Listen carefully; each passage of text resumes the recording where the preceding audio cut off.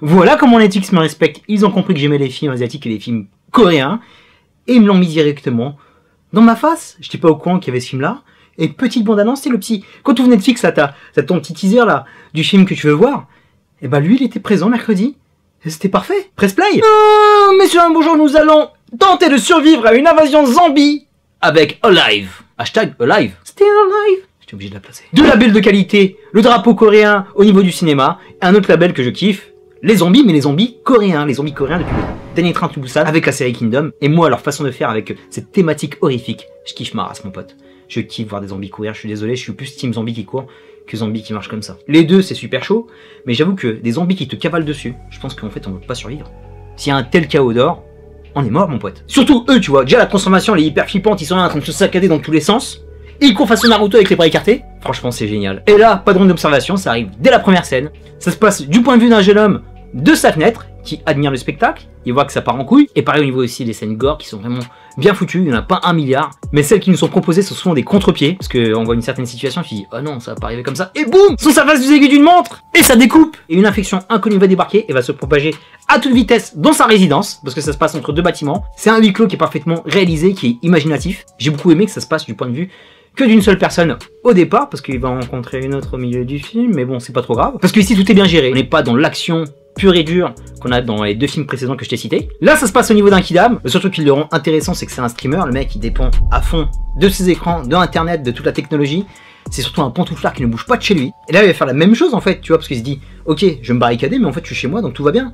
Il a sa flotte, il a son électricité, mais il va devoir apprendre à survivre parce que tout ne dure pas, et comme il sait pas ce qui se passe à l'extérieur, et petit à petit il commence à perdre des vivres, donc il va devoir se rationner. Internet coupé, plus de communication, mais il a un petit instinct de survie qui va lui permettre d'avoir les bons réflexes à adopter pour échapper à cette grosse merde, purée. C'est là que tu vois que quand t'habites dans un HLM et ça t'arrive, mon pote, t'es dans la merde. Quoi qu'il arrive, dans un pavetard, c'est chaud. Et là, c'est très bon parce que le mec complète parfaitement bien son personnage. Pareil au niveau du twist, quand il va faire ce qu'il a à faire et il va rencontrer cette personne, la communication, mon pote.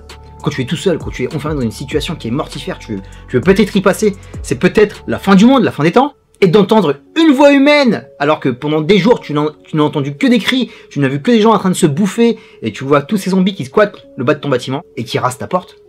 Et ben mon pote, cette scène, elle est vraiment magnifique, elle a été trop émouvante. Et c'est là que tu vois en tant qu'être humain, tu veux pas t'enfermer chez toi devant ton écran. T'as besoin les uns des autres, t'as besoin de contact humain, t'as besoin de chaleur. Et c'est ce qui va se passer avec cette jeune fille, qui est un peu plus douée que lui, et un peu plus badass, parce que la meuf, elle a prévu certaines choses pour découper ces gros bâtards de zombies. Et là, ce film tombe à point nommé. Il y a une petite relance au niveau du coronavirus. On a vécu le confinement légèrement auparavant. Et là, c'est la même, mais en beaucoup plus hard. Tu vas devoir réfléchir à comment tu dois survivre à ce bordel. T'es plus dans ton confort, tu vas crever la dalle. Et il y a aussi une scène de ouf aussi. À un moment, le mec va faire sa petite cueillette, parce qu'à un moment, il doit sortir de chez lui, il doit faire face à ces zombies, donc il va essayer d'être malin. Comme c'est un coréen, bien sûr, j'ai fait le lien avec Glenn de Walking Dead.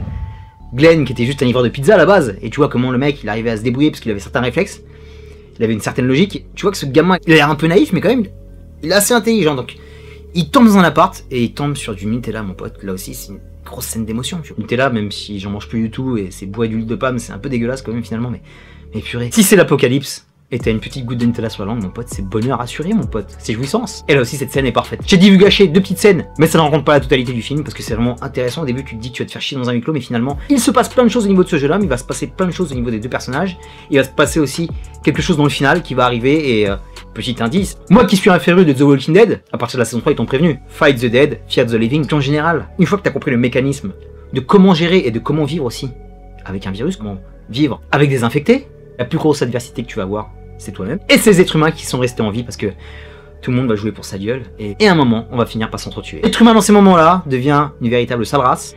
Et là aussi, ce message va nous être collé en pleine face. Alors, pas le best film zombie que j'ai vu de toute ma life. Il est assez court, on passe un bon moment. Beaucoup de choses qui sont prévisibles quand tu connais le style. Mais c'est bien filmé, c'est bien interprété. On veut que ce jeune homme s'en sorte. Il y a des bonnes scènes de tension, il y a du suspense. Il y a ce final qui est, pour une fois, plein d'espoir. Et ça fait du bien.